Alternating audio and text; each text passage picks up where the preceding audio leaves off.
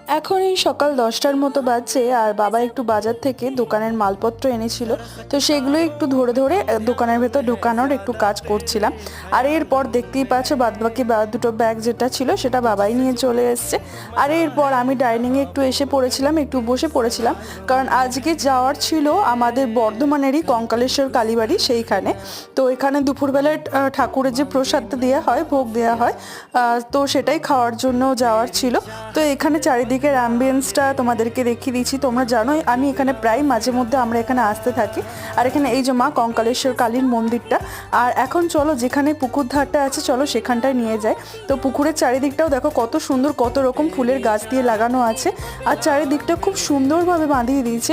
মোটামুটি এটা রেনোভেট হওয়ার পর আমরা এই প্রথম আসছি। এখানে দেখতেই পাচ্ছ আমরা সপরিবারেই গেছিলাম। আর এখানে কত রঙিন মাছ আছে। এরকম মিনি ব্লগ দেখতে হলে চ্যানেলটা সাবস্ক্রাইব করো। এখনকার মতো বাই।